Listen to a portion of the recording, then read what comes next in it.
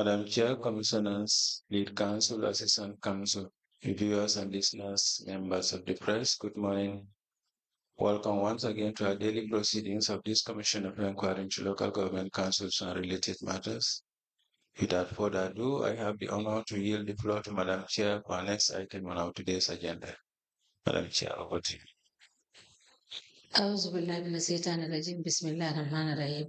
I will call on Honorable Sila to lead us in Muslim prayers and Honorable Joyner to lead us in Christian prayers. Thank you. Thank you, Madam. أعوذ بالله من الشيطان الرجيم. بسم الله الرحمن الرحيم. الحمد لله رب العالمين الرحمن الرحيم. مالك يوم الدين إياك نعبد وإياك نستعين اهدنا الصراط المستقيم صراط الذين أنعمت عليهم غير المغضوب عليهم ولا الضالين.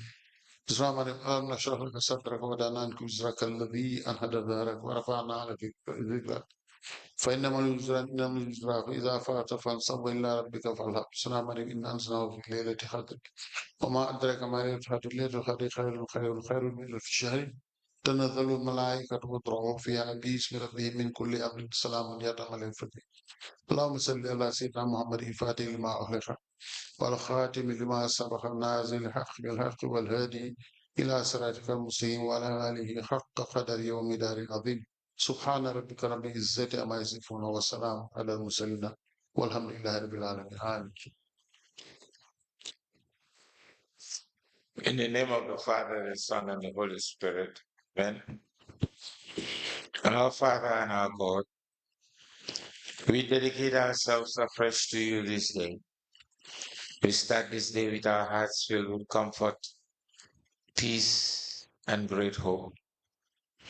This morning, we can honestly say that our hope is built on nothing less than Jesus' blood and righteousness. We dare not trust the sweetest fame, but wholly lean on Jesus' name. On Christ, the solid rock, we stand. All other ground is sinking sand. Guide our steps, direct our paths, and control our minds. Be the leader in all our deliberations, and may your divine grace continue to abide with us. With hope and trust in you, we put all that is hold, its hold into your hands. In Jesus' name, we pray. Amen.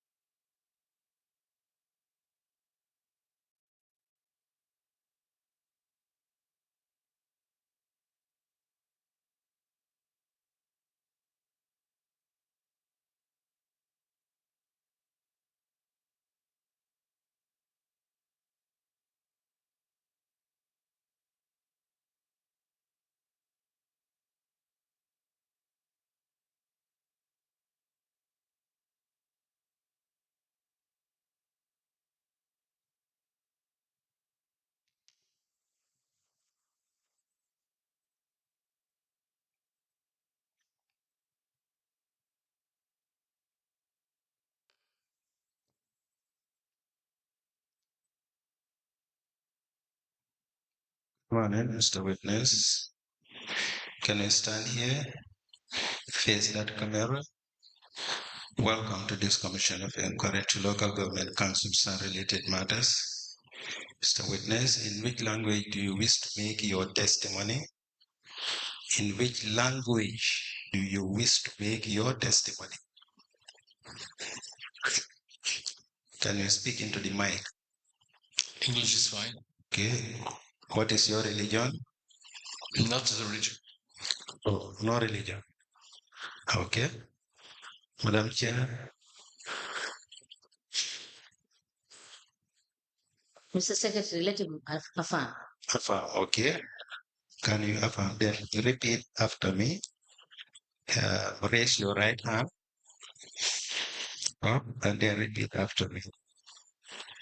I, I, Peter Vanslambrouck, Peter Vanslambrouck, do solemnly, do solemnly, solemnly, sincerely, sincerely, and truly declare that, into, and truly declare that declare that the evidence evidence I shall give shall be the truth, the whole truth, and nothing but the truth. and nothing but the truth. Thank you. You may be kindly seated. Madam Chair, the witness is sworn. I have honor to hand over the witness to court to rise. May I kindly sit?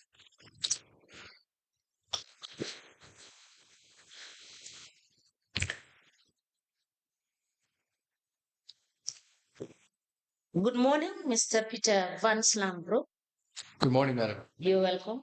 Thank you. Council, you may proceed.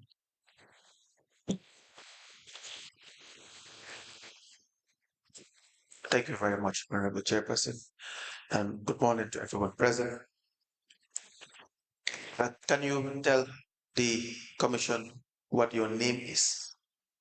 Hello, my name is Peter Vanslambrouck. What is your address? My address? I Yes. live in Belgium, Spoorwegstraat 22, Ostende.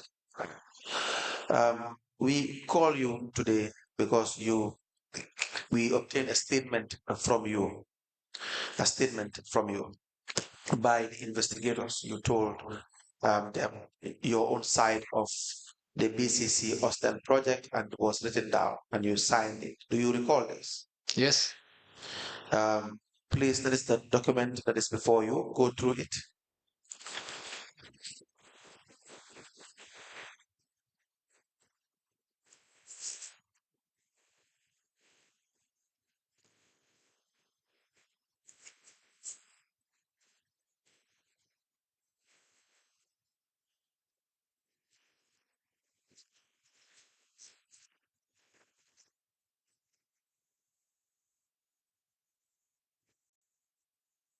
Why?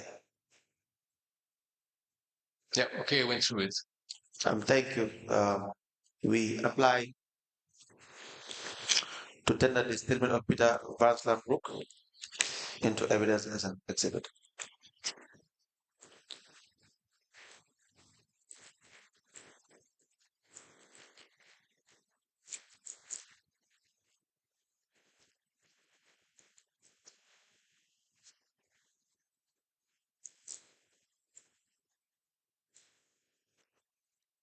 The statement dated 11th of July 2023 is hereby admitted in evidence and it is marked as LBC/BCC/PV/001. As the Commission pleases. Now, Mr. Peter, you were employed by the Ostend City Council to coordinate the city link between the Ostend and Banjul, correct? That's correct.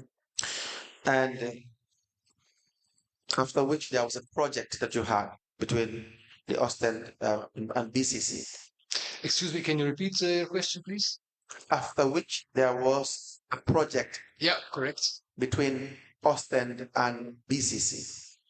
Yeah. Banjul City Council. Can you tell us how the project came about and what the project is about, briefly? Okay.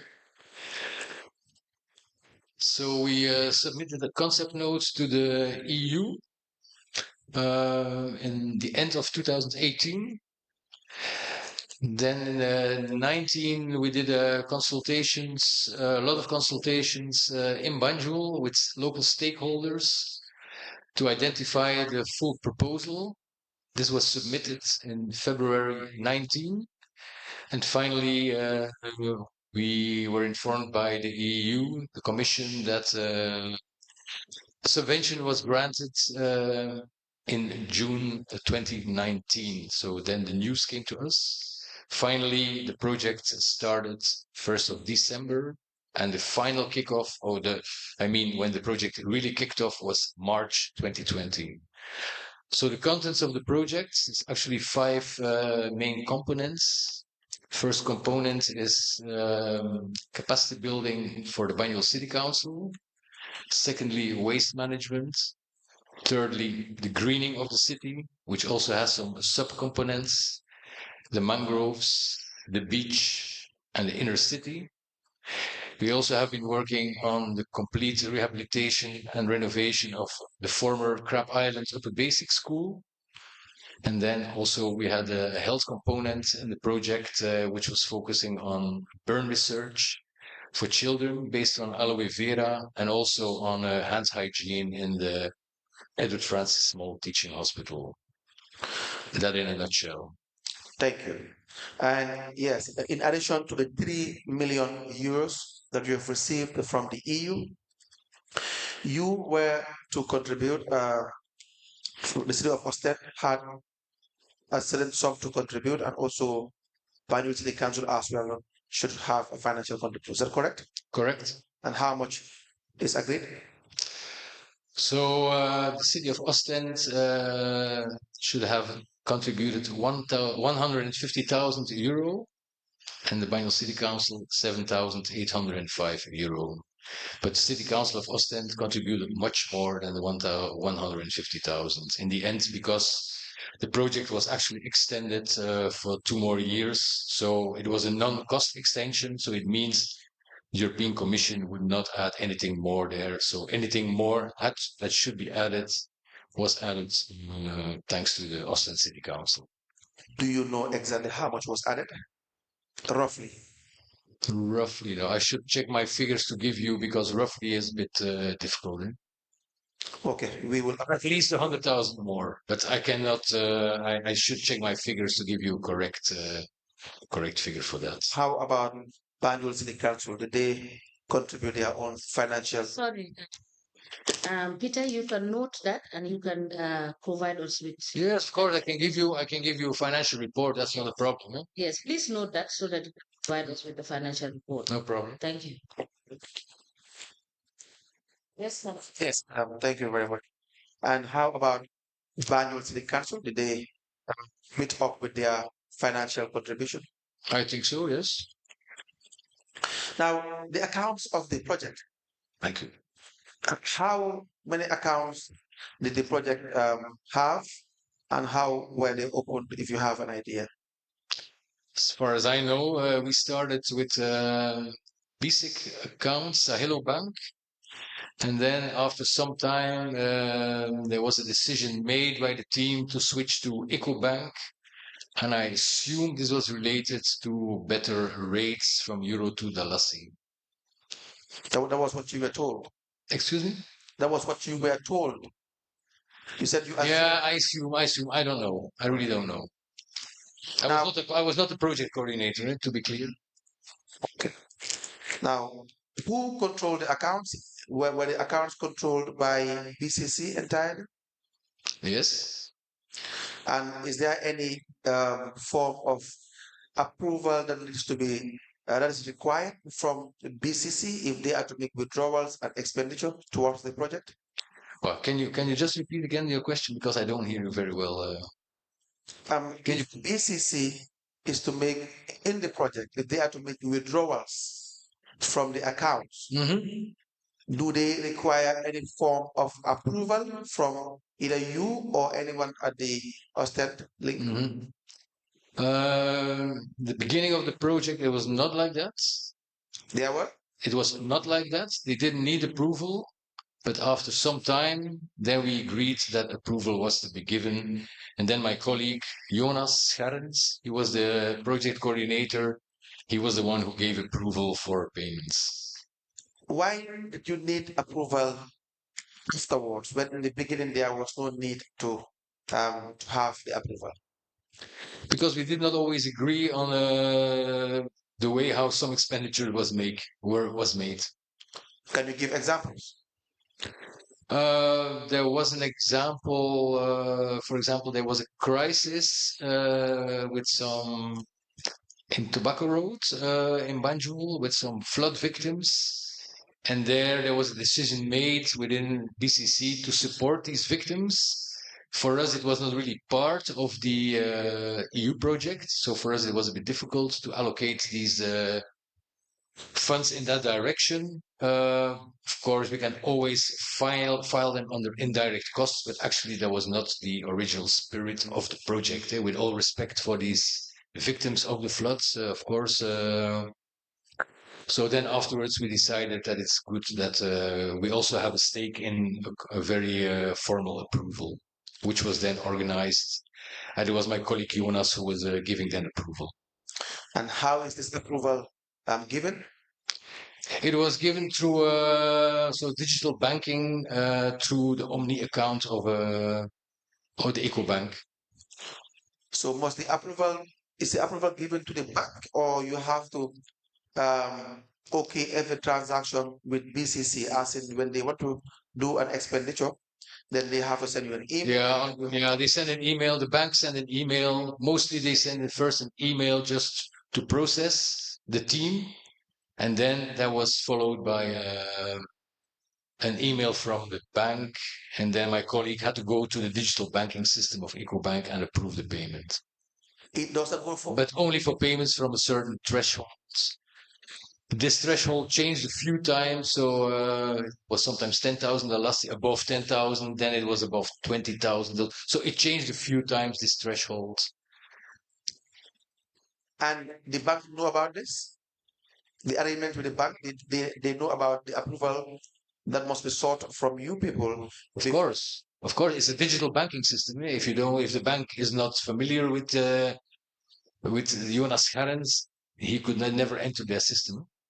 Now, you are aware that the project had to follow that they, in doing their expenditure, they must follow procurement regulations? Yes, of course. Procurement regulations were, according to what I know, always clearly followed. I think so. What? Come again? I think that the procedures were clearly followed. I think when it was necessary, the GPPA was guiding us. In the beginning of the project, we worked, I think, only on Prague rules, so these European rules, which are much stricter than GPPA. Then we switched to GPPA. Which was also good for capacity building for the Banjul City Council. Were you aware that there were so many? What do you say? Were you aware of? Were you aware that there were so many expenditures that were done without procurement guidelines? Without procurement. You were aware? No. Can you give me an example? What, for example, was done without procurement? Do you have a list of all the procurement activities that were conducted in this project? I think I know what kind of things was subject to procurement. I think so, yes. Is there a report that you guys receive in relation to procurement activities? I think most expenses we did from a certain threshold was all based on GPPA procurements. No, but do you have a list? Do you have a procurement list of activities that were conducted by BCC in the project in relation to procurement? I assume that is like this, but as I tell you, I am not the project coordinator, but I assume there is definitely, this information is definitely available. Very well. Now, there was a steering committee. You aware of this? The steering committee, yes, I'm aware of the steering committee. Do you know how it was, they were appointed? Do you know how it was? They were appointed. How they were appointed? Oh, it was a difficult process. We found that in the first year of our project was a very difficult year. It was the year of COVID-19. So the kickoff was quite difficult. And we also noticed that a steering committee would be very helpful to spearhead the project. So in 21, it was initiated. It was a very difficult process. Finally, it was working fine, I think. Maybe with too many people. That's my personal observation. But that was also the dynamics that were going on in the council. And from time to time, people were added there, and then finally, I think by 23, it has changed also again. So finally, they were dismissed again, and then a new steering committee. So it was a very, let's say, dynamic body. Peter, there was a period that the steering committee had, they gave themselves loans from from the project finance. Were you aware of this? I'm aware of that, yes. Were you aware of this during the time that the loan was given or after? What are you aware of? Were you aware prior to the issuing of the loan or after? No, I was not aware prior.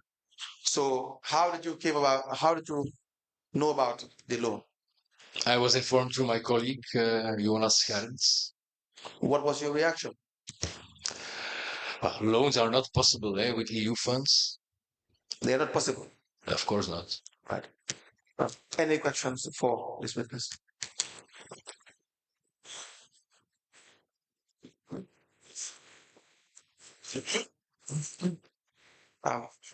Peter, that's all for you. Thanks for your time. Okay. Yes. Thank you. So, sorry, let me just ask one question. Mr. Peter, Yes.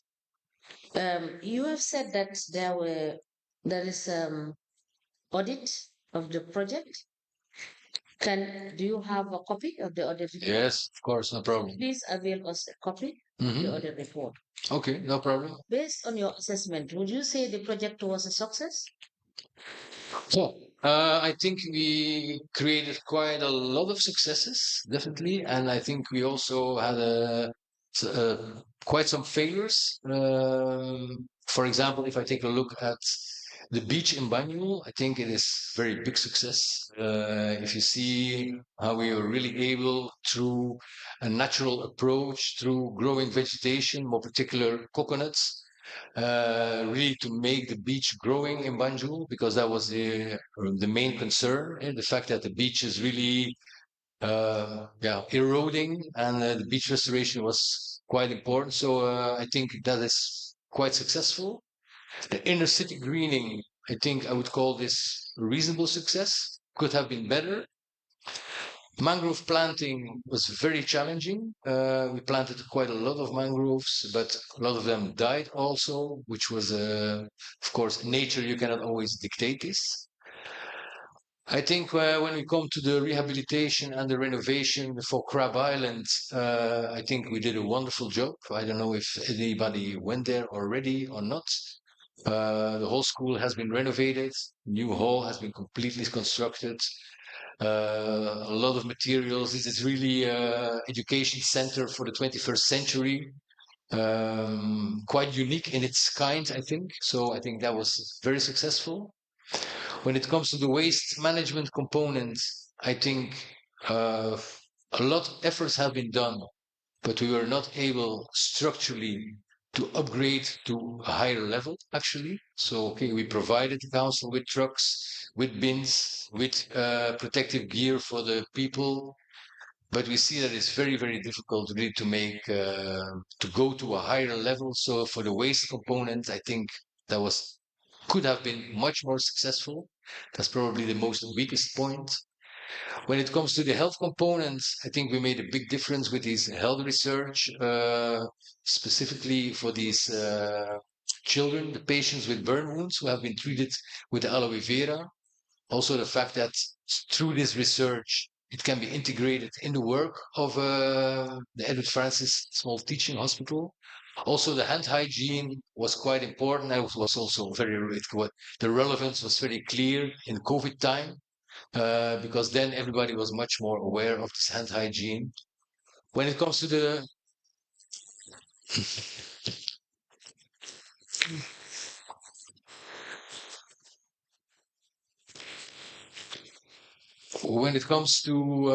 the capacity building programs for the council, I think very successful were definitely scholarships. Quite a lot of people received scholarship for different kind of educations, from accountancy to IT and the development studies and others. We did some very interesting trainings and workshops for example, counselors.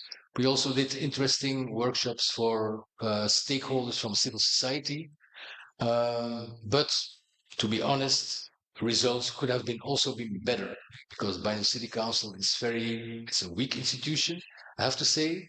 Capacity building is really very needed, and I was hoping we could have achieved more there. Thank you so much, Mr. Peter. You're welcome, Mr. Bell. Yes, Commissioner Silla has a question. Peter, Mr. Silla, yes, good morning. how are you? Fine, thank you. How are you? Fine. How many trucks have you provided for the Banjul City Council? How many Trucks, trucks? garbage trucks. I think it was a skip truck and How many? one how do I call it? A compactor and a skip truck. One compactor and one skip truck. That's what I think, yes. Okay. But Do you know if they are operational or not? I see them. I see him working in Banjul, yes. Since when? When was it? Since they were bought. Since what? When was the last time you saw them? I think yesterday. Yesterday. Yesterday evening. Okay. Thank you.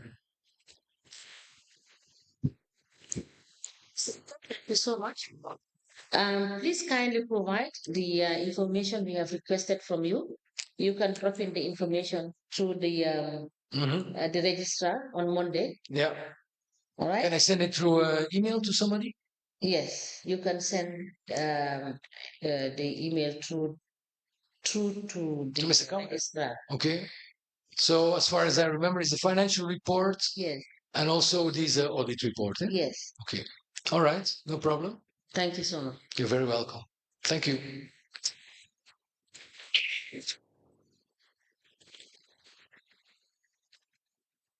Yes. Peter. Yes. Is the did you have the reports done yearly? The project was a 3-year project, right? Initially, the project was 3 years, and Yes. then it was extended actually to 5 years. So the monitoring and the reports are yearly, right? We have different, yeah, indeed. Yearly, we were reporting. Yes. So we would want the reports That's for no the problem. entire duration of the project, Definitely not. whether they are quarterly or yearly. That's not a problem. We can provide you. Thank you so much. No problem. You're welcome.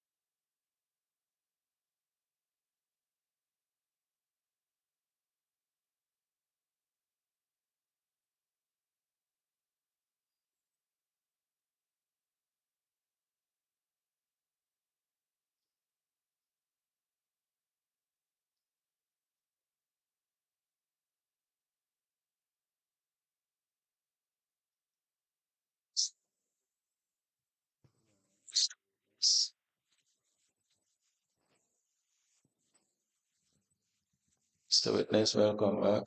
Thank you. A continuation of your testimony before this commission of your inquiry into local government councils and related matters. I want to remind you that you are still on the oath before I hand you over to Madam Chair for us to proceed. Thank you. Good morning, Mr. Camara. Good morning, ma. You're welcome back. Thank you, ma. Council. Yes, Sir Camara. Yes, Council. Continuing from where we stopped yesterday, Okay. but I want to ask you about the Moroccan fund. The Moroccan fund. You have stated in your statement as well.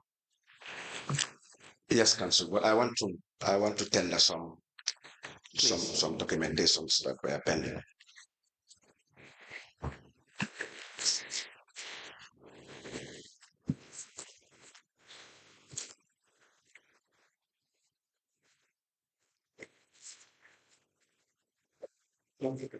Thank you.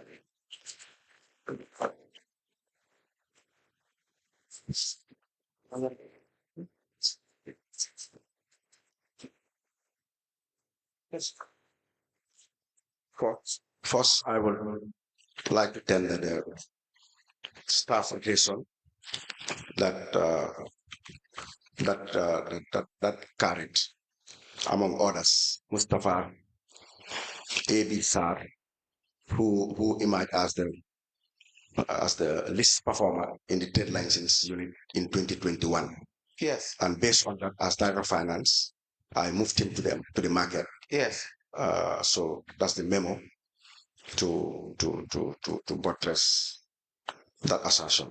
And then again, I'd also like to tender, as argued yesterday, about the IFMIS refresher letter to the Accountant General's Department.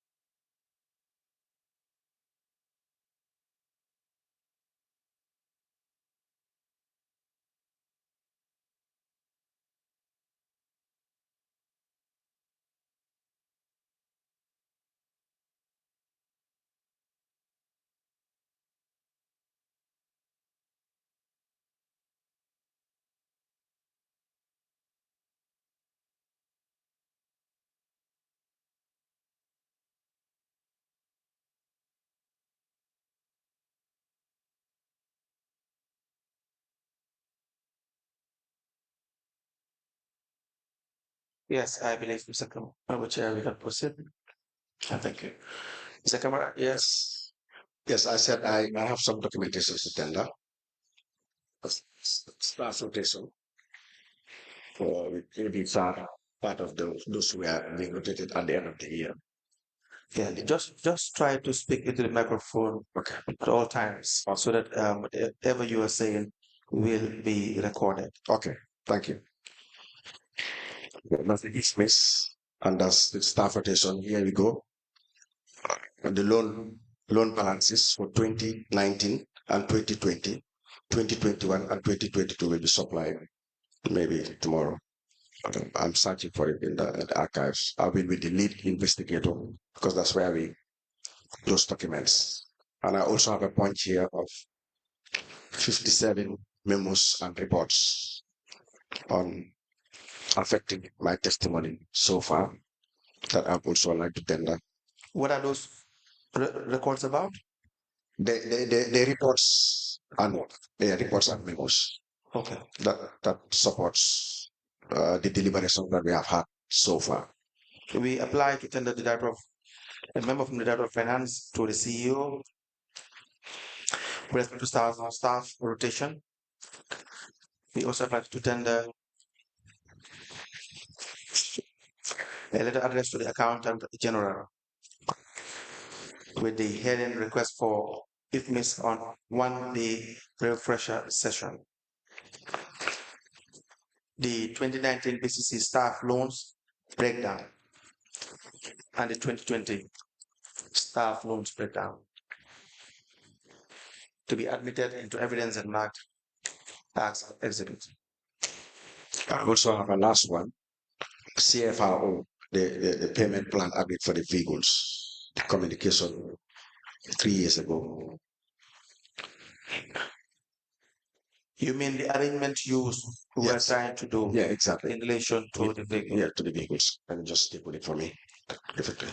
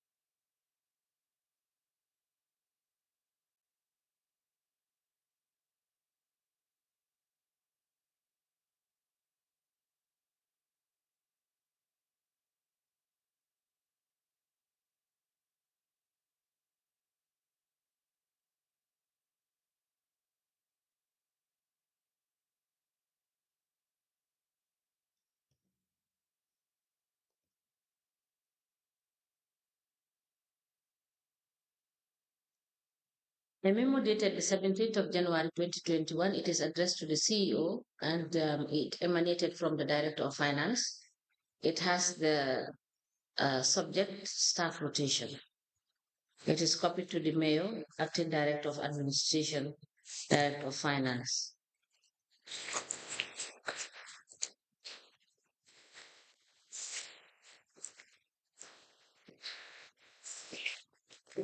And attached to the memo is a list which reads trade license collected from January to December 2021, which indicates the collector's name and amount collected.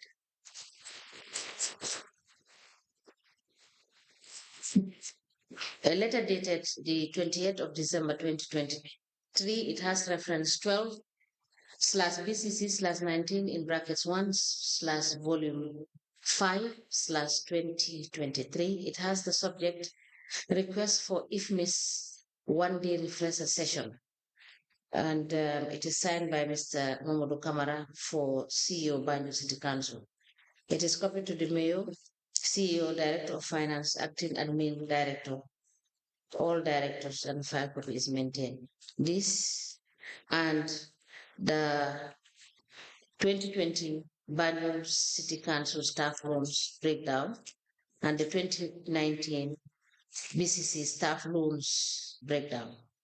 These documents are admitted together in a bundle as exhibit in evidence, and they are marked as LBC slash BCC slash MC in brackets 1 slash 017. As the Commission presents. Now, Mr. Kamara, for the rest of the documents, will be spread out with your Mr. Kamara of the Commission, the registrar, so that we will have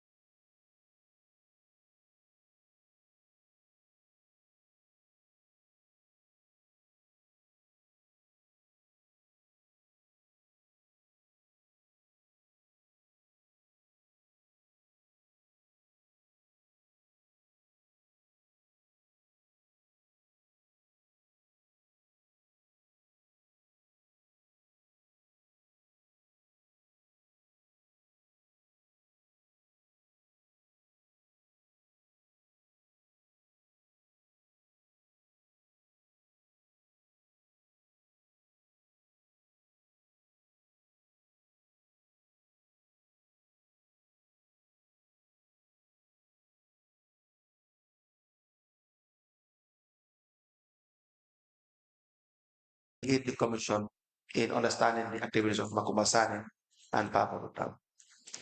I applied to tender this document to evidence and marked as an exhibit.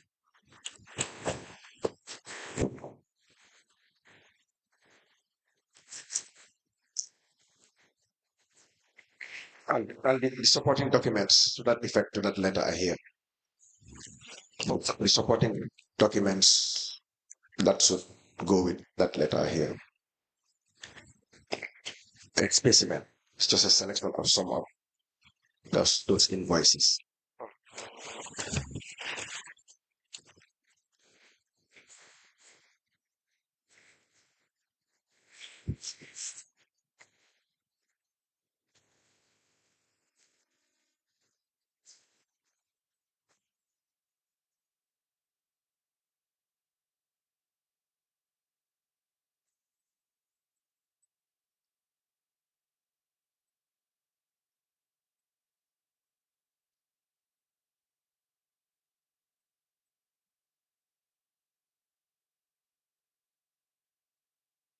Chairperson, there are invoices issued to the following businesses: Laura's Food,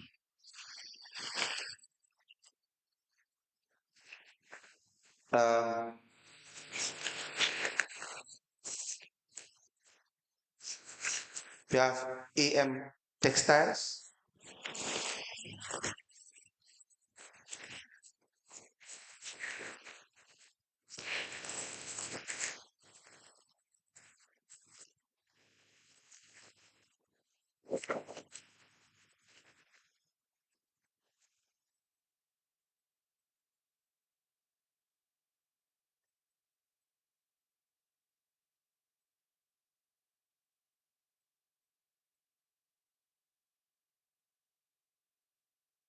are these separate invoices? Here they are individual, it's an invoice to separate businesses.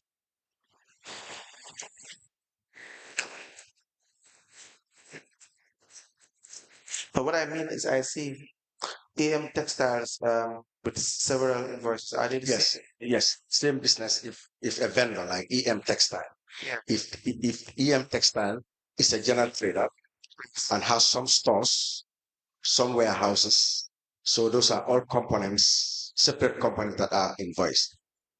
Okay. Yeah.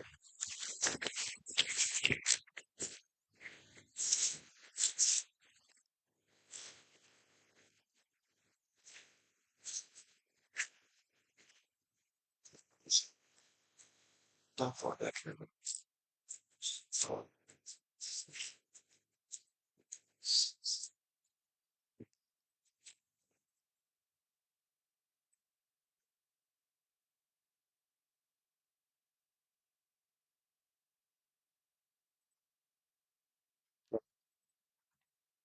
We have 10 um, invoices for Laura Food and AM Textile. We have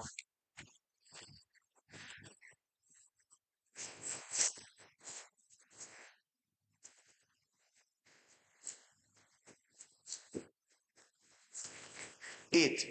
So, Mr. Camara, just one question for the purpose of clarity. All these 8 copies are different Yeah, invoices. yeah, different components of the Laura investment. Okay. Yeah. I would chairperson to be admitted to evidence and marked as exhibit together with the letter from the Director of Finance in relation to the activities of Makuba Sane and the acting license manager, Momodou Camara.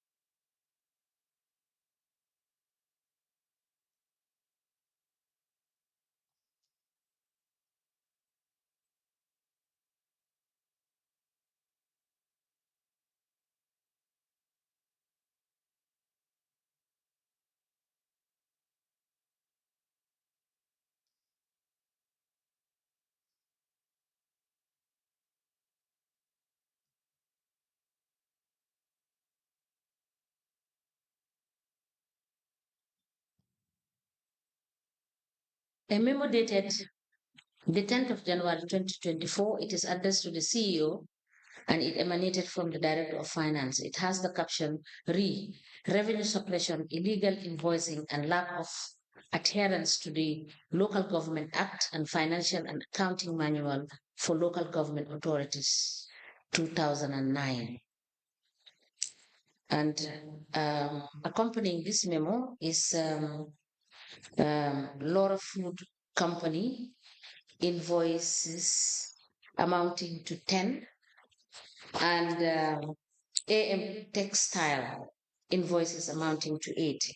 These documents are admitted together in a bundle as exhibit in evidence and they are marked as LBC/BCC/MC in bracket 1/018. Ask the commission, please.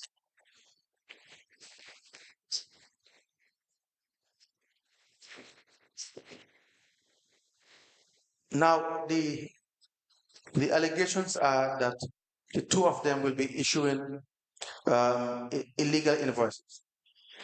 Yes, the allegations are. I told them I've been Director of Finance for 2 years, Yes. and then the system that I found there, I was studying the system. Yes. Although I did tickle with the system to rotate the staff, Right. and then bringing the consultant and all that, and the revenue have significantly improved. Right. But still, I want to get to the bottom of it because I am of the opinion that the revenue I inherited with the 65 million, we can double it. We can get 120 million. And not to that, I told them this coming year, 2024, no invoice is going to happen. I will leave it to the CEO to nominate a team of 4 competent people. Okay. To register. Yes. All businesses in Banjul. After registration, then we can do valuation and then invoicing and then collecting the revenue. Yes. When I told them my plans, the following day, a war broke loose at BCC. That's when I was subjected to the police arrest. I was also subjected to order coercion, and then the management with cutting in the lead even came to my door to break the door. At the last minute, when they wanted to break my door and close books, yes, that's when a call came from the mayoress that anybody who touches that door will go to jail. You people that's out of hand. So they put me out, but they couldn't wait. Even when we were trying to organize things, whether I'll be terminated or whatever so happened, they illegally didn't surrender the 2023 leftover invoice book that were pre-signed in 2023. You can see those invoices. My signature is on it. They impersonated it. They took those residue of books, went into the field, started doing what they used to do. And they said they've taken all my powers. I'm not going to be involved in any invoicing or whatever. I said, but I'm the director of finance. Who was doing this? Bachir is the leader. Together with Makumba. Masan. Yes, Makumba. Who else? Do you know? Kati Ture. Yusuf Diallo. All the management and the new internal auditor that we hire. Because for us, we hire management or the mayorist. Who Because is the auditor? Sana Sawane. Sana Sawane. Yes. But they hired him because what they did to the internal auditor, apply J Corps. Yes. And prior to apply J Corps, Sandy Gijay, this deputy CEO that was there, Fatal. Yes. So for them, anybody who does not belong to their grouping or cabal, you have to count your days in BCC.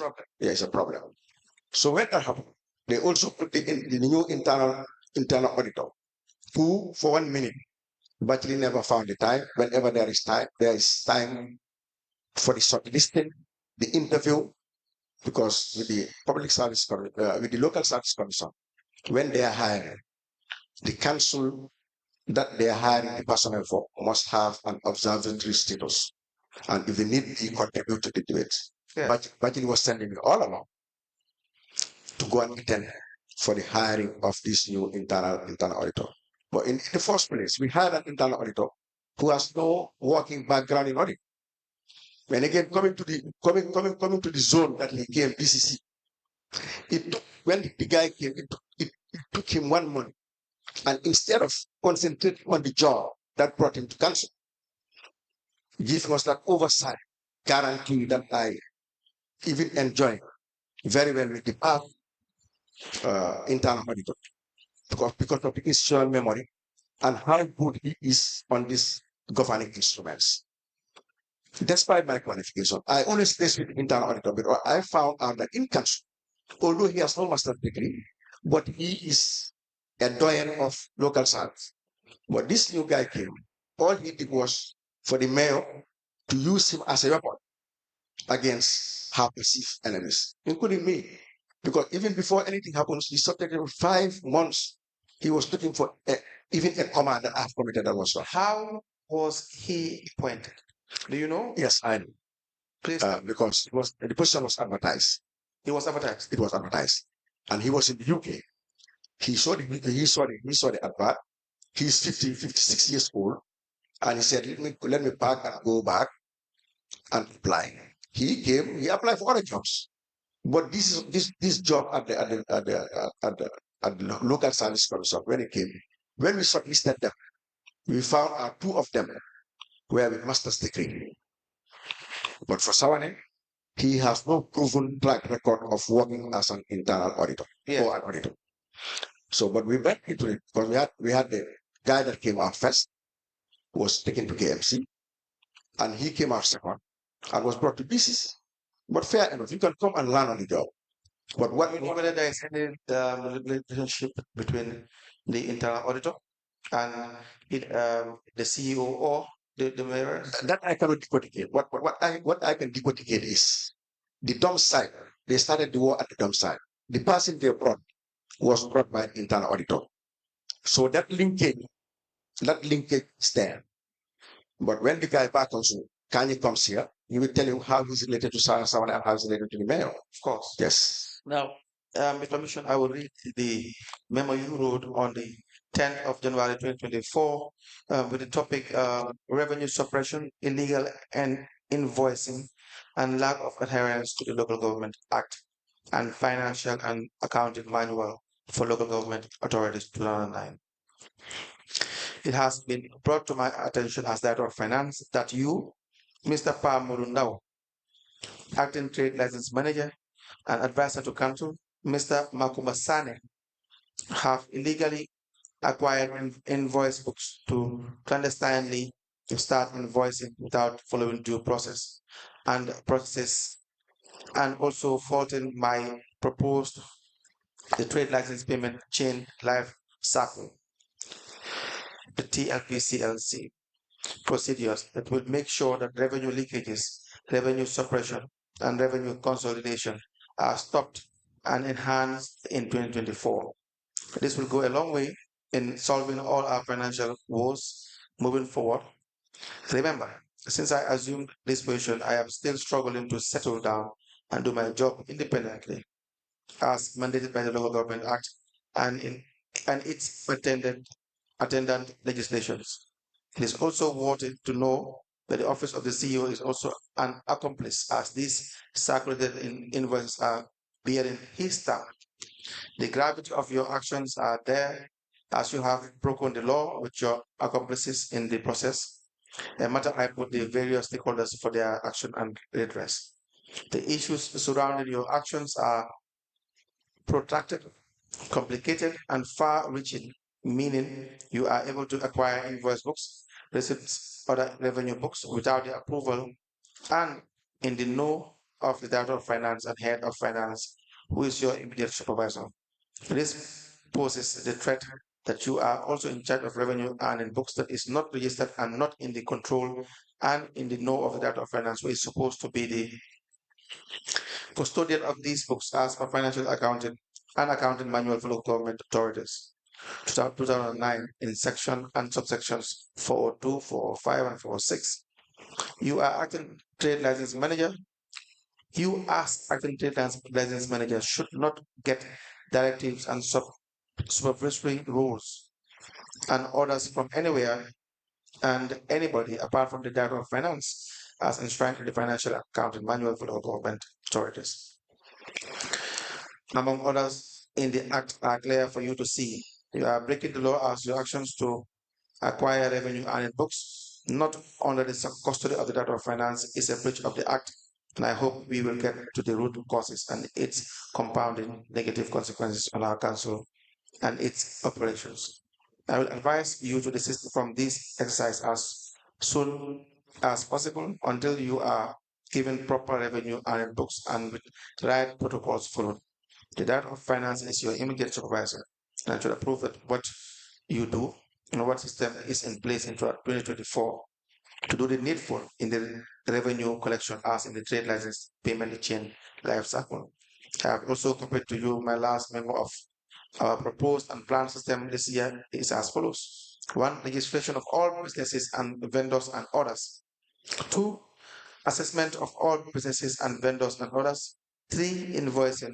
Step 4. Sending collectors into the field.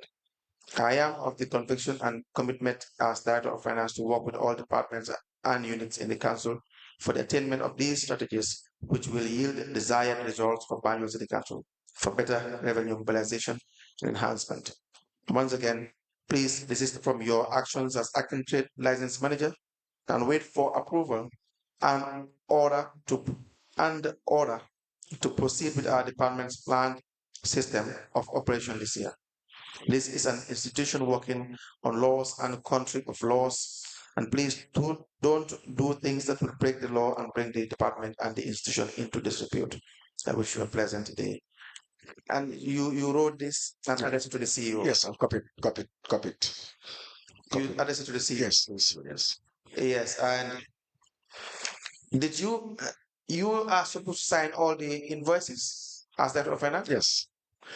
How do you do invoicing as the time you were there, actively participating as Director of Finance in relation to invoicing for license? Yeah. Correction.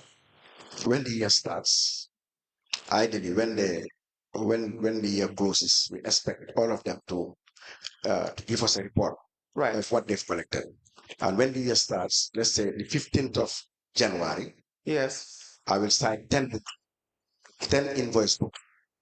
10 invoice book. Yes, I'll sign everything and stamp it with the Director of Finance stamp and hand them over to the trade license manager for distribution among the staff that work under him, so that I give it to him.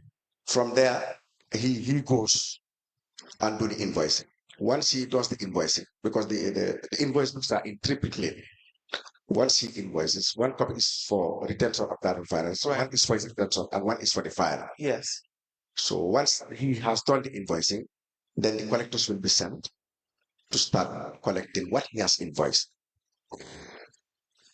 Okay. Yeah. And some will pay back, From when? pay to the bank. Yes, because what I did when I went there, the big components Yes. like the Q cells, Right. like the GAM cells, the big corporate entities, I handle their invoicing directly, because I found they've been grossly on the invoice. So, but what I How were they on the invoice? yeah, because some components were not charged, because when I went to a case of study is like QCell. Yes. What I inherited were they were paying $500,000 A year. a year. So, but when I looked at the governing instrument, the Trade License Act, I called the manager to say that you are under invoicing many of these corporate businesses. And it was then I understood, looking at his background, because I pushed him many times to have a CV or qualification. I understood his limits. He's willing, but he's not capacitized. How does that have to do with limits? How does it have to do with capacity? Do you think that's a genuine error on the invoice? Yeah, with the big businesses. If I finish for it, let's just go through the QCell. Let's go through the QCell Yes. line. So I told him you are invoicing 500,000. These people should be paying more than this. So we started looking at me and him. We started looking at the act. He has a copy. I have a copy in my office. You should charge for this. Do you have the copy with you now? I have it in my laptop, but I don't have a hard copy. You may make reference to your laptop unless you know how much they are supposed to pay. Yes. So once we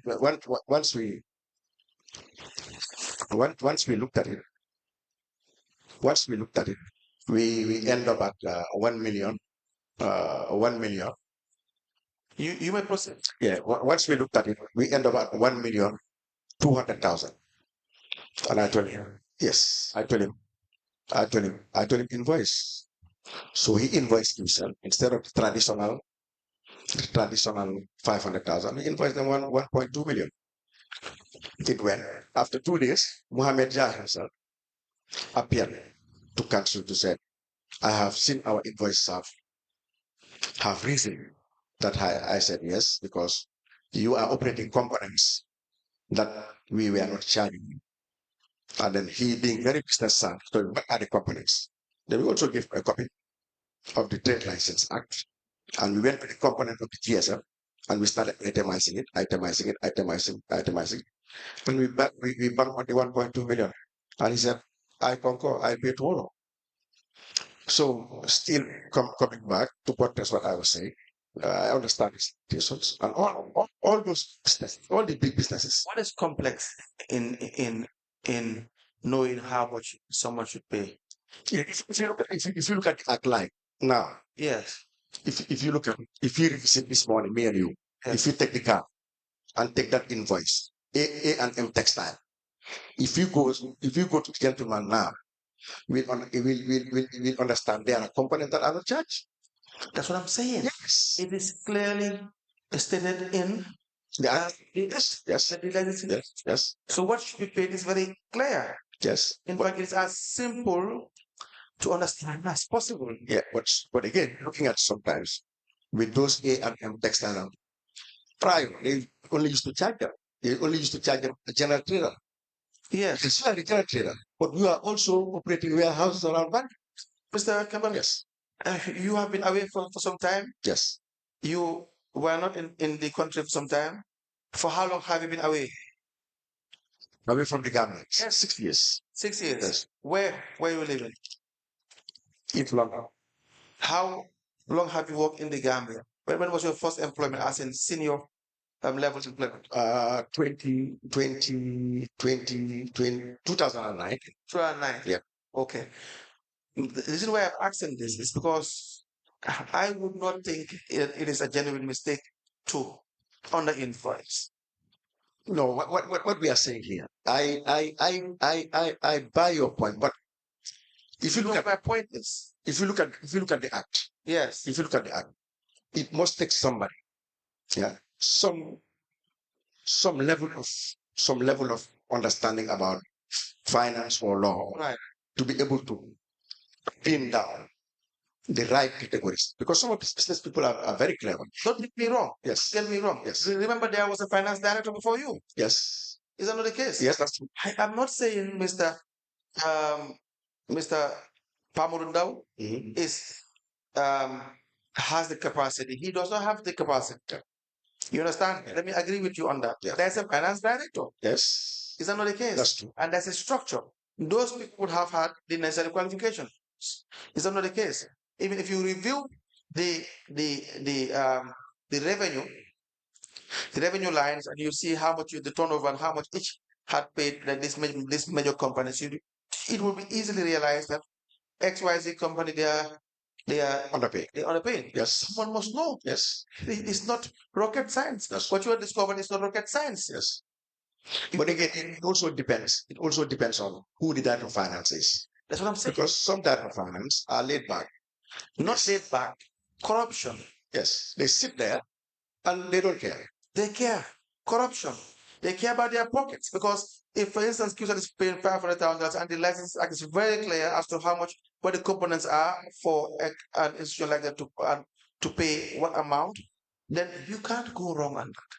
You get the point. That is my issue. My Yes. issue is even if the finance manager under invoice these companies, then it will be very easy for it to be deleted at some point going up the ladder.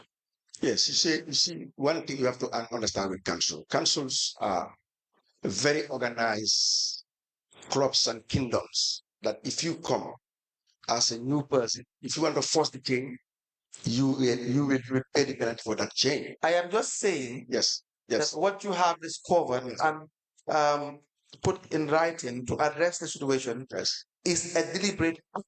Yes.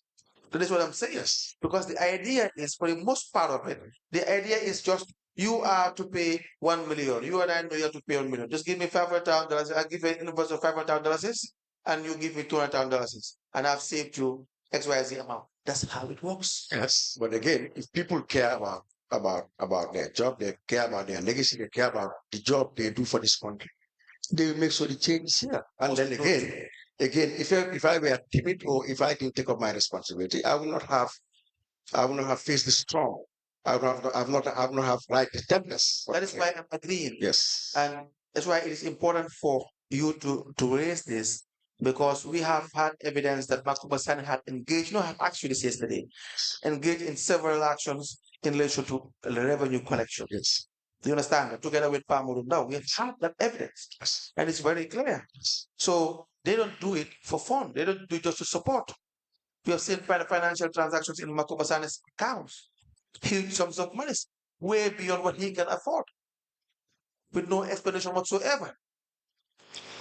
You understand? Yes. So they don't do this by mistake. Everybody knows what they are doing. Yes. So you can be far more educated than them, but they know exactly how the state is being run. Okay. I can guarantee you that. Okay. Me probably maybe better than you do. By far. Yeah, because I took over the corporates, and then since then we've got a lot of money from the corporate businesses. So and for just to exhaust this, was this issue solved? No, we started the war, and that led me to be transferred. All right. Now, Sorry, let me just ask. yes. When you wrote this memo, Mr. Camara, Yes. Was there any response to this memo? No.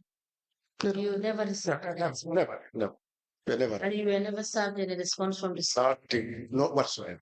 Instead, it was Tongo. They don't call me into their meetings anymore. Thank you. Yeah, thank you. Proceed. Thank you.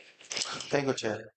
And the same will probably go for, you see, a lot of food company and the amount of money they should pay.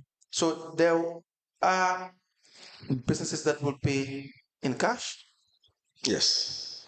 and this will be handled by the revenue collectors. Should be handled by the revenue collectors. And is there a review of all these businesses to see whether what their components are? I see as well for banks. Yes. There's an amount of money they should pay, and interestingly, it depends on the cashiers they have. Yeah, yes, and the cashiers. But again, with the banks again, before I came, what I did, any bank that my collectors will come and tell me they have 4 cashiers, I'll invoice for 5 because there is bulk tax. Yes. Yes. So whatever number you give me as a bank, I add. And the banks, they don't complain. Once they see the invoice, they say they understand our business. Know that the bank has 3 cashiers. I know this may sound to be a very illogical question. There's a reason why I'm asking. How do you know? Yeah, because the cashiers are visible. No, they are not visible. No, they are visible. How are they visible? They are there to serve the public. So you see them. Yes, you see them. As the time you go. Yes. If you go to Trust Bank, you'll count. They've been labeled cashier number 16. So you know there are 16 kiosks and bulk cash making 17 kiosks. But again, the act stops at 5 kiosks. 5. Maximum is 5. And that's $500,000. That's 500,000. Maximum is 5 cashiers. Yes, 5 cashiers. So they can't have more than 5 cashiers. No, if they have more than 5, it's the 5. 5 above. Yeah, if you have 2 cashiers, it's about 250,000. If you have 3 cashiers. But for me, if we bring the records to say 2 cashiers, I say no, it's 3. There is bulk cash. Let me repeat this. How do you know that Trust Bank, they have 3 cashiers? I think the trade license manager goes there. How does the trade manager know they have 3 cashiers? So he'll go and count. Not cashiers, kiosks, sorry. Kiosks. No, the law says I think cashiers or kiosks. Is it kiosks or cashiers? No, it's cashiers is the kiosk. No, it's the cashier. I believe. They have 200 cashiers. But my head, yes. On top of my head, I believe I have seen in the act we can verify it. No, we verify. But I think it's the kibukul that the cashier is. Kibukul 1, kibukul 2, kibukul 3, kibukul 4. It's not that the cashier coming. Not the kiosk. It appears to be the cashier, but that's not. The same. 3 or 4 kiosks. Yes. But only 2 cashiers. So it's the chaos. It's the chaos that we count. Can you cross check with the Legislative Act? Yes. Can I connect anywhere? Can I connect?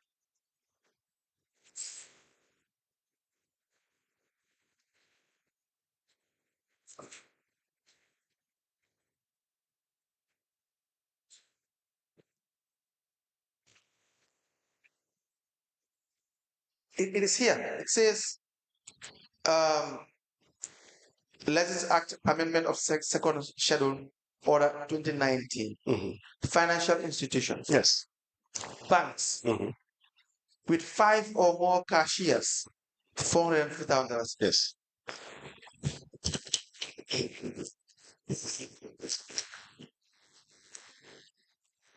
So it says with 5 or more cashiers, $450,000 in the year, right? Yes. Banks with 4 cashiers, $350,000, and banks with 1 to 3 cashiers, $300,000. Then you have microfinance institutions, $100,000. Foreign exchange bureau, $25,000.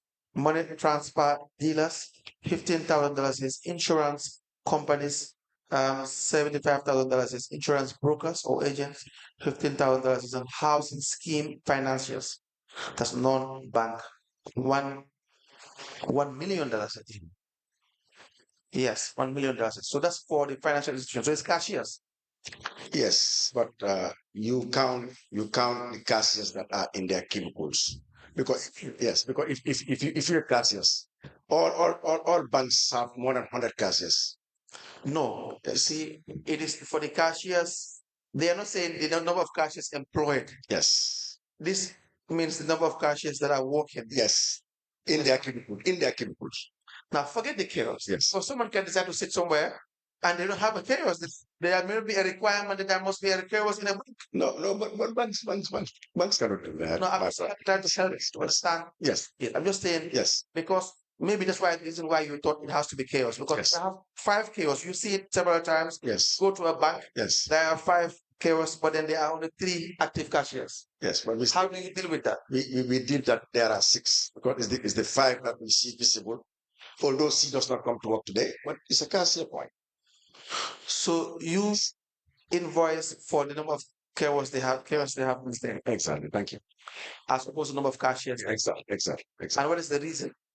Because the reason is, if you put like Baber Finance and all that, yeah, you invoice them the way you invoice Trust Bank.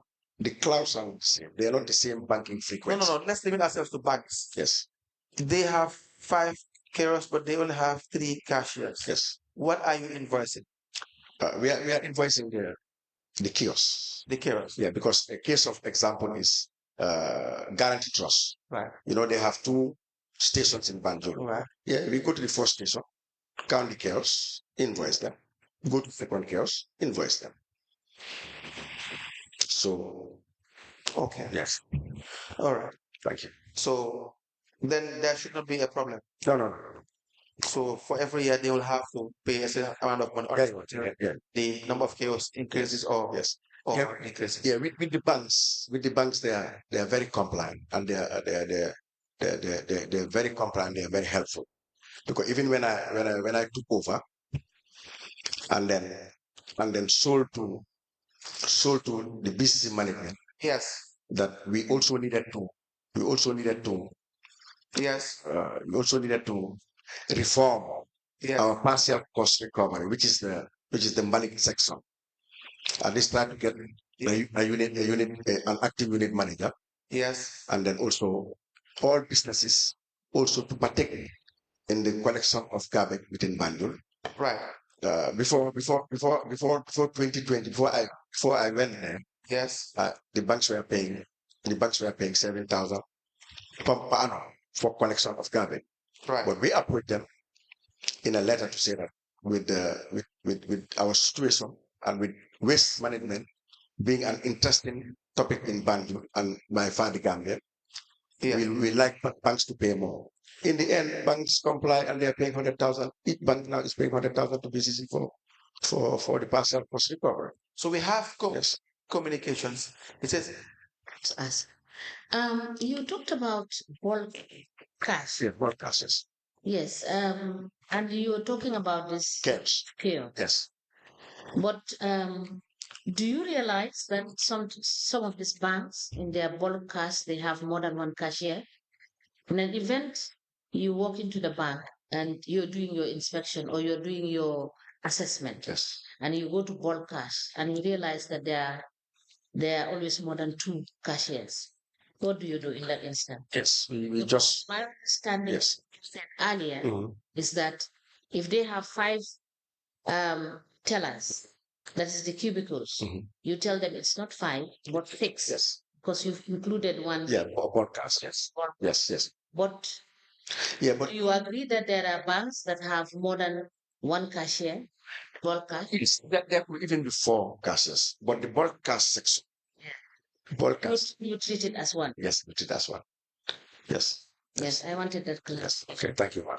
Patrick, you may continue. Thank you, Iowa Chairperson. Um, Communications. It says telecommunicate companies, the fixed line operators. What does that mean? Fixed line operators is only one. We only have one in the Gambia, which is Gamtel, which is the line that getting. That's fixed line. You're gonna move it. And so they pay $1 million. Yes. So you have the communication companies, GSM network operators, wireless station. Thank you. GSM, Africell, Ucell, Romeo. They have, how about the satellite station? Yes. Because again, we are constrained. Because when these GSM companies mount their satellites, they don't inform council. For very few of them, will tell you that I have disclosure, the disclosure element to say that these are my components. Charging. Businessmen will never do that. So it's up to us to go around. But for us, for me, if I spot anything, I send them. I say no, there's something new. There's something new somewhere in Apply. Go and check it. And You go and verify, inspect, yeah, exactly. and then make your of course your verification. Yes. To know exactly how much, and it should be periodic verification, because they may companies they Yeah, it grows. Yeah, it grows. But what is happening? What is happening? I think our oversight big brothers like the Public Service Commission and the ministry. It is to them that Camara has spent 5 years at BCC. He needs to go to Kundawu. But you stay in the position as Director of Finance 20 years and build your cabal. The CEO stays there, Director of Finance stays there, the Director of Planning stays there, and in the end, they were uncomfortable. it's a problem. So move people either horizontally or vertically. But people cannot stay and build empires, and they become more powerful than even the former institutions. That's what is happening in councils. And again, all these businesses, they hire savvy people. Like if you go to Jar Oil, you hire general accountants, hire good people, and they do a good job for you. With councils, you cannot even go and confront Mohammed Jar and tell him, Jar, you have an art station here, you have a satellite mounted here, you have this, you have an addition this here. Mr. Camara, it's not like they can't go and confront.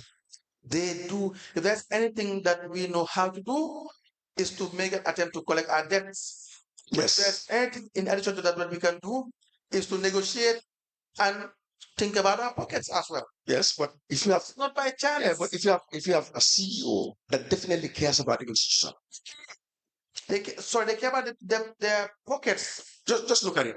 Trade license. The last three are relegated, like the premise. The last three are relegated. You know that if the last three, I'm going to the market, $10 a ticket. So you really double up your effort. But again, you have Mustafa AB car. You don't do anything. You don't collect. You come, I take you to the market.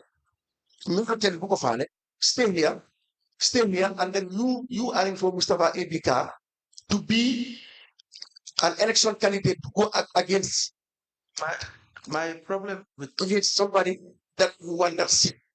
So today, we are doing for where CEO in all this. problem with you for this part of revenue collection is that you don't seem to understand how it is run.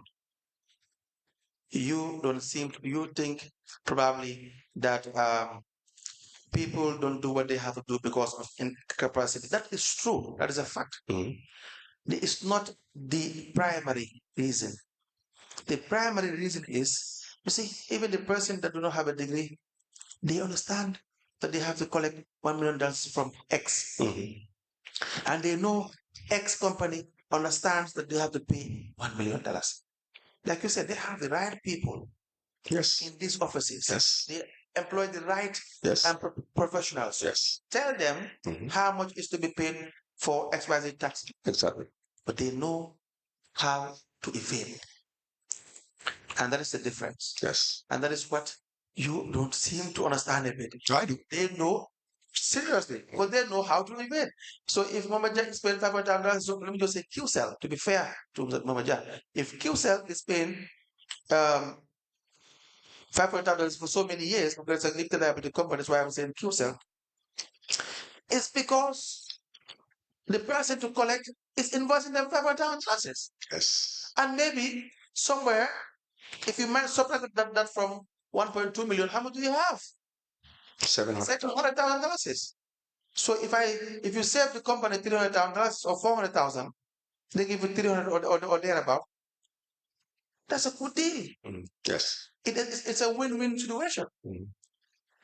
I concur. Yeah. So I concur. what of us is the people of Banjul, the country and the Gambia at large. So you have satellite stations, you have commercial radio stations, and the list goes on. And so for you to look at all these components, so you look at the institution and where they fall, and you tabulate that, and then you have exactly how much you're going to invoice. Exactly. And then we wanted to, in 2024, we wanted to perfect it. For me, I wanted to leave that legacy, that let's get it right and move on. Let me just conclude on the issue of the invoices. We have a lot of food for the sample of the invoice that you have shown the commission. A lot of food. Where do they fall? Do I give you this, or would you want it on your laptop to see? Yes. Where do they fall? Which company? A lot of food will fall under general trader. General trade. Yes. And then it's starting subsections of where Small scale? No, big. They're Large big. scale. Yes. The large scale. But we see a lot of food being invoiced $25,000. Thank you very much. There you go. Here it says large scale is $100,000. Medium scale, $60,000. 100,000 they should pay a lot of food. Let's go by the minimum to be on the safe side. Large scale says $100,000 is a business with goods valued at $5 million. Medium scale for between 3.5 to 5 million, $60,000. And for small scale, businesses below 3.5 million is $35,000. They have an invoice for $25,000. It's wrong. Below the bare minimum. It's wrong. And it's not wrong. It's illegal. Yes. Illegal. Unlawful. Yes. And corrupt practices. To say it's wrong would assume it probably may be an honest thing. So in this business, we use words like illegal, unlawful, corruption, fraudulent. These are the words. Conversion. Yes. Okay. So that's the thing. So you go to say. Sorry, let me just ask. Mr. Camara. Yes, ma'am. The assessment. Yes. For the assessment to be honestly done, how do you arrive at estimating a particular business as being, for instance, a business of 5 million or 4 million? Because based on the evidence we have received over the period, we are told by some witnesses that they go to the premises and they look at the shop and make some assessment. Now, my question is, would that not be a subjective assessment of that business? Highly subjective. It's very subjective, highly subjective. So, didn't you think of a way of making sure that at least you have an understanding based on data or record as to the probable, the most likely exact quantum of business that this person has in monetary? Yes. Yeah, yes. Yeah. I think the drafters, the legal draftsmen that drafted these beautiful instruments are pinning it on turnover. Turnover is sales. You go to a business, tell him, I make it and boom. By next week, I am the trade license manager of Banjul City Council. By next week, I would like to look at your bank statement or your bank statements to be able to know what's your turnover. And Emeka could tell you that disclose. Some people are very honest. They tell you, I'm a big business, 100,000 I pay. So you the one invoicing, you need to be up for the task to know what do you actually get information. The information you have to derive from them. Can I see your bank statements? Because you are mandated by law to go after businesses and invoice them. If they are hiding their profit and loss account, income and expenditure, the bank statement will say it. But I don't think businessmen, they don't have time. They will not go there with you. So what I will do, I sit in the office, I don't go in the field, but I'll call them sometimes. I say, invoice them by default, 100,000. All these textile fitting 100,000. What I don't know is go and find how many warehouses and stuff they have. They say, how much? But they got. I say, no, put it there. If they are genuine, they'll not come back. And if they are not genuine, fight. But they never turn up. What they do is to pay. So put them at the ceiling and look at this. Council, you may proceed. Thank you. Yes, Mr. Camara, even though I will not agree with that approach, I think um, when institutions fail, they fail. They fail for what they prioritize, individual interests, but then the businesses too. We have to encourage the businesses. We have to encourage investment. So sometimes you realize you overtax these people because of you're trying to solve a problem, genuine problem, and so it may end up frustrating some businesses as well. So the right thing to do is to have a proper approach to understanding and evaluating these businesses. There should be a way to really assess the value of each business. They'll be registered. That's And true. they have to follow the number process. So you know each value, and the value has to be yearly. The revenue assessment should be yearly. Yes. But council don't engage in revenue. I ask this question all the time. Proper revenue assessment. Yes. Because you have to value every business at least once every year. Because a business that's valued at 1.5 million or 3 million may be valued at 20 million the following year, or less than 5 million or 3 million the subsequent year. It depends. They grow and then. Yeah. Council, I couldn't agree more with what you have said. But again, businessmen will never stop trying. Even if they are swimming in it, they will still want to save money.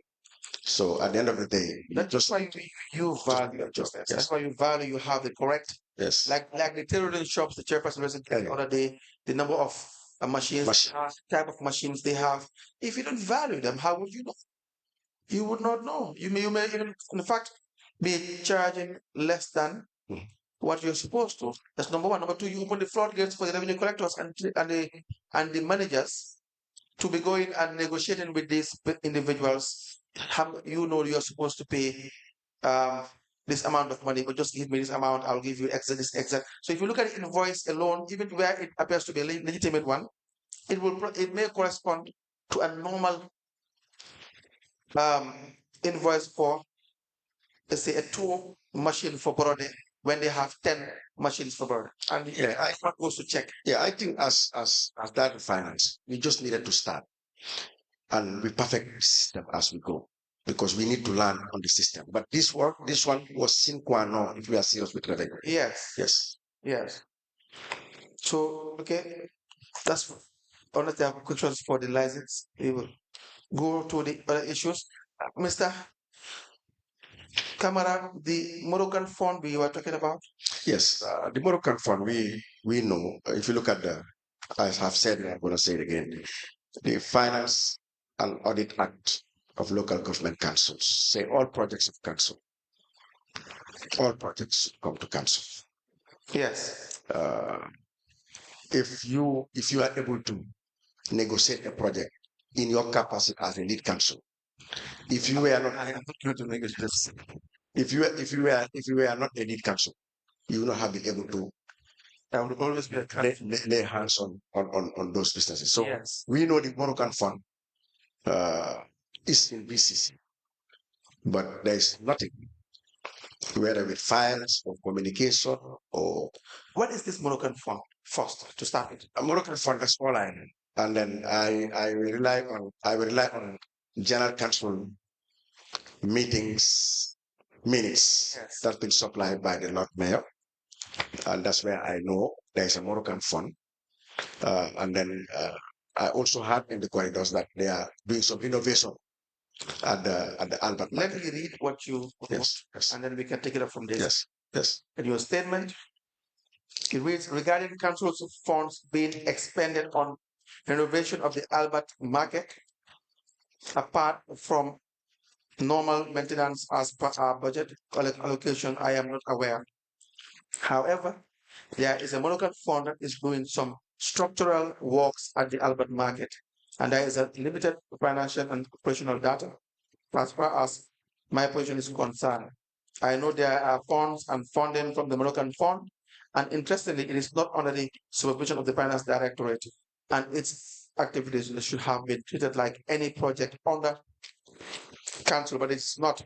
The CEO and the mayor should be in a better position to explain the nature, amount, and conditions of the fund. So there is some financing in relation to the structural works at the Albert Market. That's true. Okay.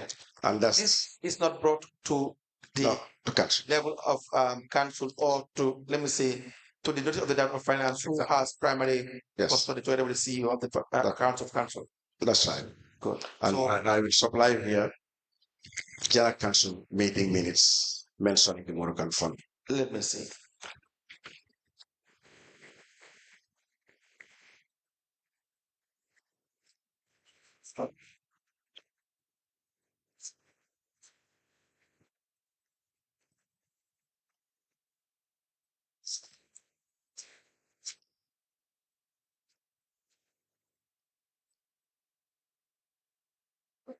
We apply to tender minutes of meeting of the General Council. The date is 11th of July 2023 with the agenda, the visit of the mayor of Miami, USA, visit of the mayor of Morocco, state of affairs of Banjul, bracket rainy season. These minutes were signed by Mr. Babakar Nyan, admin assistant, and Aji Rohi Malik Lo, Lord Mayor, to be admitted into evidence and marked as an exhibit.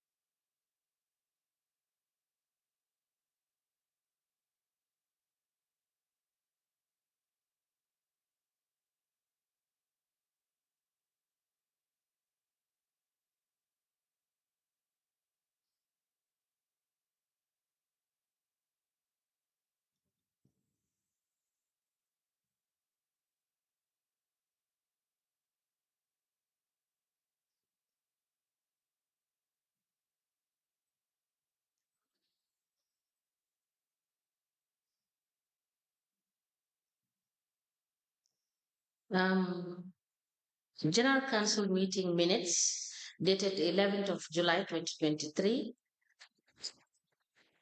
The said minutes are signed by Babu Kanya and Ajirohi Malik Law.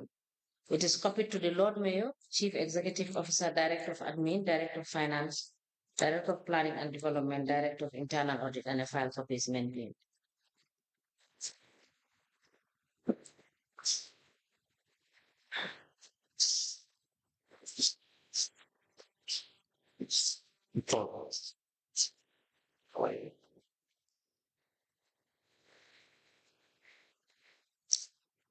Also attached to the minutes dated 11th of July 2023, it's an original council meeting minutes dated the 19th of July 2023. And these minutes are also signed by Mr. Babu Karnyang as admin assistant and Aji Rohim Malik Law, Lord Mayor. It is copied to the Lord Mayor, CEO, Director of Admin, Director of Finance, Director of Planning and Development, Director of Internal Audit, and a file is maintained. These documents are admitted in evidence as exhibit and they are marked as LGC/BCC/MC in bracket 1/019. As the commercial process. Yes, so this Moroccan form you know nothing about.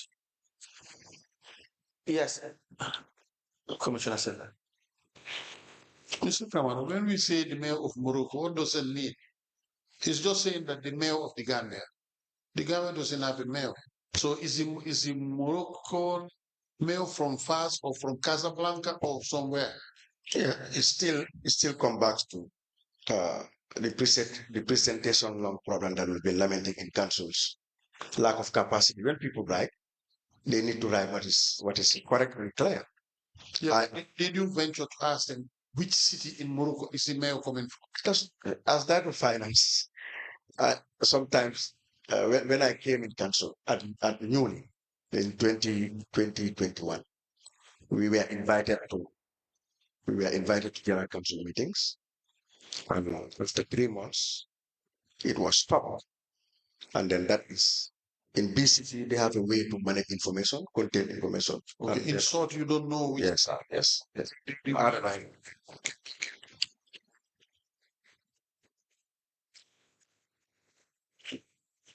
Any other? No.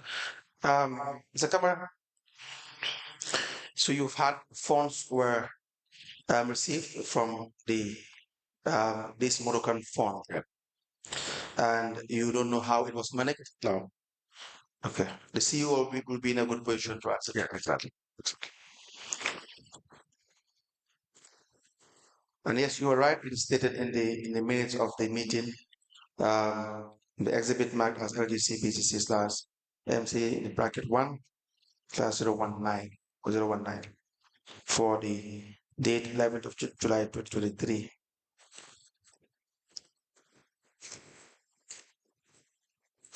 Now, lawyers, legal fees. You have had counsel legal representation. Yes. When you came in, who was your lawyer? Usul Chambers, Sasu Silla. Is there any other lawyer that counsel have worked with in this period that you were there as Director of Finance? Yes. What happened with Sasu is our Farah to be our legal retainer. But when there are legal suits or counsel is sued or counsel sued, there are always some other lawyers that are hired. Why? You already have a retainer with Sasul Sili. Yes. So why would other lawyers be hired? The CEO should explain that. I'm not in a position to. Do you know the process? No. Who pays these lawyers? You pay them? Yes, we do. How do you pay them? What would you rely on to pay them? Documentation wise. Documentation wise, they will send an invoice, or they will send whatever document that will ask for and outline the job that they have done for Banjul City Council. But they must have had to the CEO, and the CEO will need authorized to pay. But before that, there has to be what would trigger their contracts, because there is a procedure to hire lawyers. Yes. You understand? So you have a retainer already, even though you were not in a position to, you will not be in a position to discuss how Yeah. the retainership came about because you were not in council at that time, correct? Yes, that's true. Yes, but this we will ask Mr. Bacheli.